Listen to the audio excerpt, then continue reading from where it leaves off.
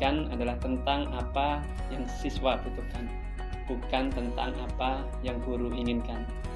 Seringkali kita sebagai guru merasa paling tahu yang terbaik bagi siswa-siswi kita, tapi tak cukup tahu seperti apa kebutuhan belajarnya.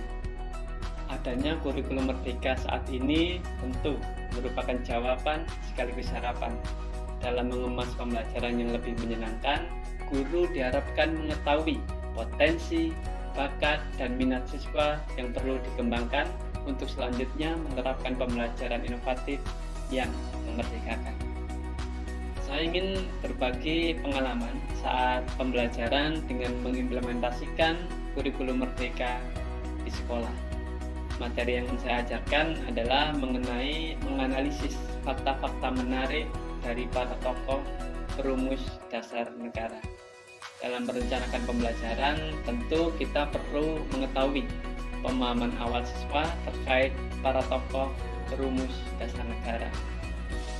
Sebelum itu, di awal pembelajaran, saya meminta beberapa siswa untuk tampil di depan, menceritakan fakta menarik dirinya di depan kelas, dengan harapan para siswa dapat berbagi pengalaman yang menarik tentang dirinya.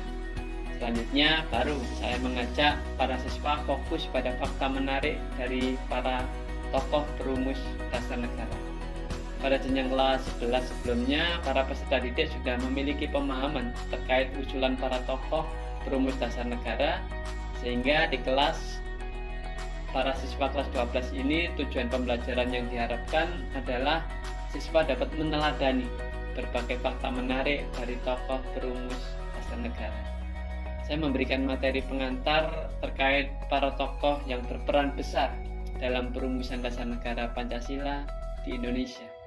Selanjutnya, dari tokoh-tokoh tersebut, saya memberikan ruang bagi siswa untuk berliterasi dan berkreasi, untuk memahami lebih jauh tentang fakta menarik dari tokoh perumus dasar negara.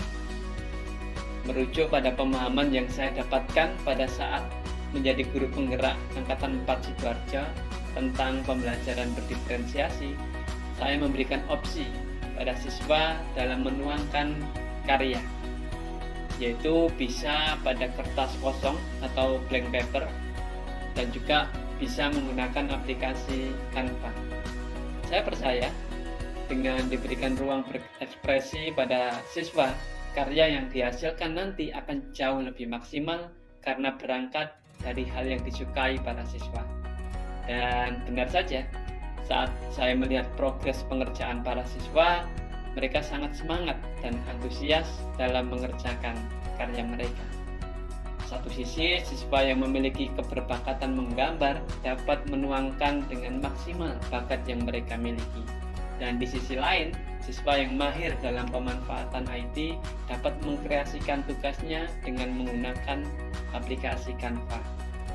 Dalam proses tersebut, saya menyadari betul bahwa ketika kita memberikan ruang bagi siswa untuk berkreasi, disitulah sebenarnya guru menjadi sarana bagi siswa dalam mengembangkan potensi diri. Pada pertemuan berikutnya, setelah seluruh siswa menyelesaikan tugasnya, selanjutnya adalah sesi untuk unjuk karya. Para siswa saya minta untuk memajang hasil karya mereka di sepanjang sudut kelas secara melingkar. Selanjutnya, saya minta siswa untuk berdiri di samping hasil karya mereka masing-masing. Terlihat wajah ceria dari para siswa sambil menunjukkan hasil karya mereka. Tentu ada rasa bangga bercampur rasa senang karena dapat menyelesaikan sekaligus memperlihatkan hasil karya kepada teman-temannya yang lain. Selanjutnya, saya memberikan waktu bagi para siswa untuk dapat berkeliling dalam ruang kelas untuk dapat melihat, membaca, sekaligus memahami fakta menarik dari para tokoh perumus Pancasila. Raut wajah serius, ceria, dan antusias sangat terlihat selama para siswa berkeliling melihat hasil karya teman sekelas mereka. Setelah kurang lebih 30 menit, para siswa berkeliling melihat dan memahami hasil karya temannya. Tibalah saatnya para siswa untuk mempresentasikan karya mereka di depan kelas. Tak hanya mempresentasikan hasil karya sendiri, Saya juga meminta siswa untuk menyampaikan apresiasi dari karya teman lainnya pada saat mereka berkeliling tadi. Selanjutnya di pembelajaran pendidikan Pancasila ini saya juga menyiapkan buku catatan siswa. Buku ini berisi tentang identitas diri, termasuk bakat, minat, cita-cita, serta aktivitas pembelajaran yang akan diisi oleh setiap siswa. Siswa dapat menuliskan terkait dengan rangkuman materi, aktivitas belajar, hal positif yang didapatkan setelah pembelajaran, serta kritik maupun saran yang bisa diberikan kepada saya sebagai guru sebagai bahan masukan.